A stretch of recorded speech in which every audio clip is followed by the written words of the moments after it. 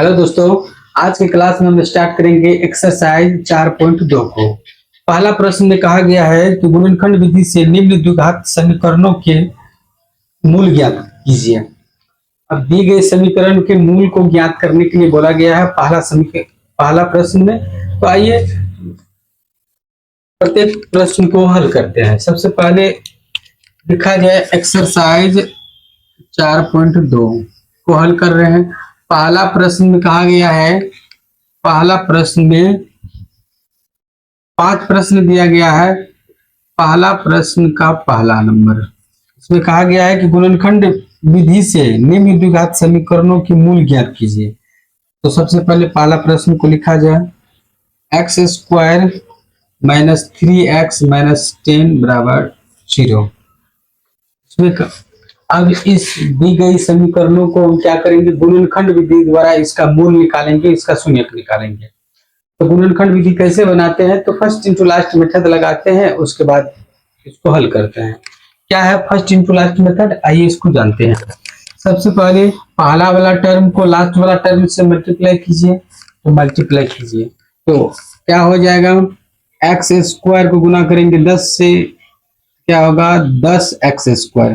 फिलहाल x square को भी भूल जाइए, 10 को क्या कीजिए, आप फैक्टर कीजिए। 10 को फैक्टर कीजिएगा तो ये 2 और 5 में अलग अलग हो जाएगा। तो आपको ऐसे संख्या लिखना है, ऐसे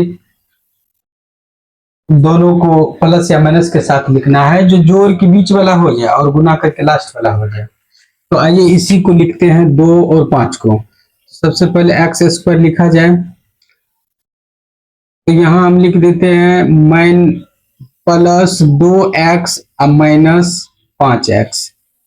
ये दोनों को जोड़िएगा तो माइनस 3x हो जाएगा, गुना कीजिएगा तो माइनस 10x स्क्वायर हो जाएगा। क्योंकि इसको माइनस 10 को एक्स स्क्वायर को गुना किए थे तो माइनस 10x स्क्वायर आया था। इसी 10x स्क्वायर को पुराना है, गुना करके फर्स्ट गुना करके ये लास्ट वाला टर्म हो जाना चाहिए और जोड़ के बीच वाला टर्म हो जाना चाहिए।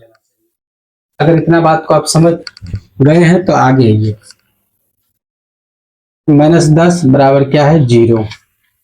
अब उसके बाद क्या करेंगे, तो उसके बाद हम कॉमन लेंगे। तो यहाँ से x कॉमन ले लिए तो यहाँ बच गया x प्लस 2।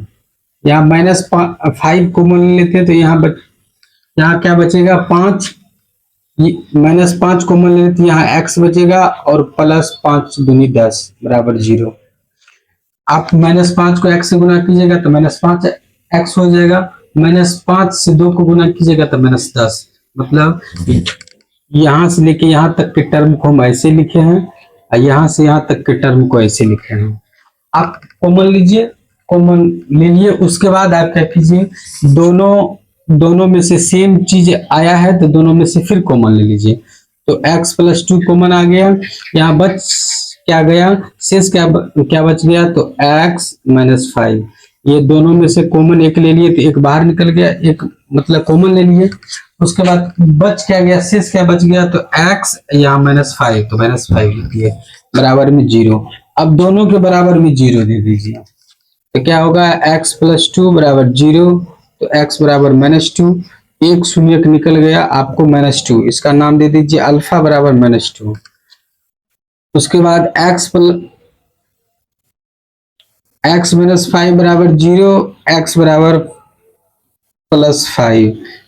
आपका दूसरा शून्य निकल गया माइनस, सॉरी प्लस 5, दो शून्य निकल गया अल्फा और बीटा। इसी तरह से ये द्विघात समीकरण का आप गुणनखंड विधि से शून्य निकाल सकते हैं। ज्यादा कुछ करने का नहीं है, शॉर्टकट में आपको बन जाएगा। तो सिर्फ गुणनखंड विधि में ध्यान ये रखिएगा कि फर्स्ट इंटू लास्ट जितना आता है उसी को ऐसे फैक्टर करना है, ऐसे तोड़ना है जो जोड़ के बीच वाला हो जाए, गुना करके जो आप गुना किए हैं फर्स्ट को लास्ट से वो हो जाए। सिर्फ इतना दिया। उसके बाद क्या करते हैं, कॉमन लेते हैं। तो कॉमन क्या लेते हैं, जो दोनों में मौजूद होता है वही कॉमन ले लेते हैं। तो देखिए एक्स, इसमें से एक्स कॉमन ले लिए तो एक्स को एक्स से गुना कीजिएगा तो एक्स स्क्वायर हो जाएगा। चलिए आगे वाला दूसरा नंबर प्रश्न को हल करते हैं।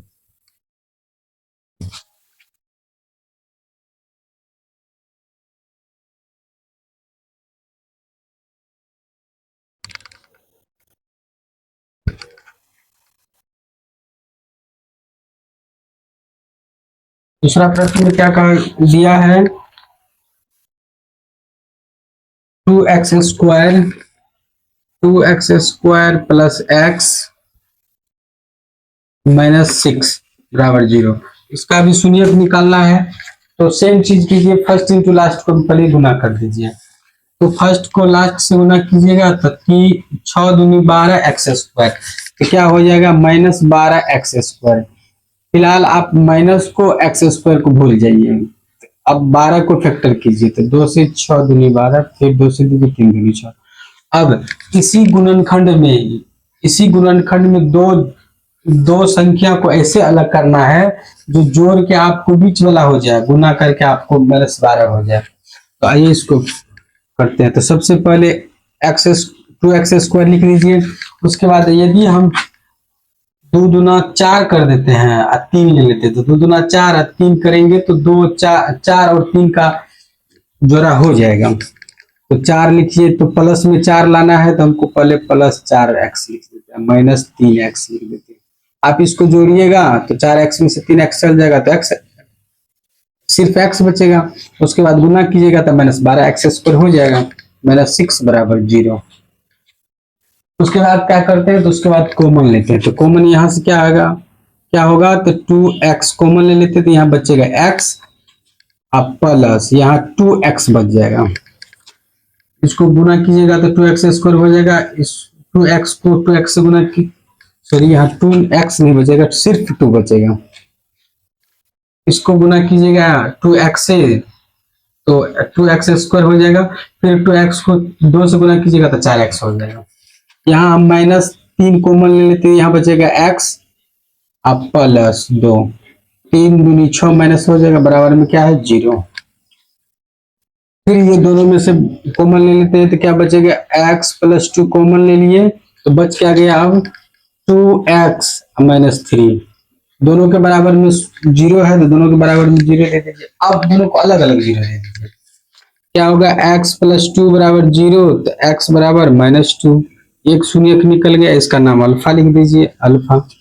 अब 2x -3 बराबर 0 है, तो 2x बराबर ये माइनस उधर जाएगा तो प्लस हो जाएगा, x बराबर निकाल रहे हैं तो 3/2। इसका नाम आप बीटा रख दीजिए, तो 3/2 तो हो गया। अल्फा और बीटा 2 शून्य निकल गया। इसी तरह आप प्रत्येक समीकरणों का शून्य निकाल सकते हैं। आज की क्लास में मात्र 2 ही प्रश्न को हल किए। आगे की क्लास में हम बाकी सारे प्रश्न को हल करेंगे। आज क्लास को ही समाप्त करते हैं। धन्यवाद।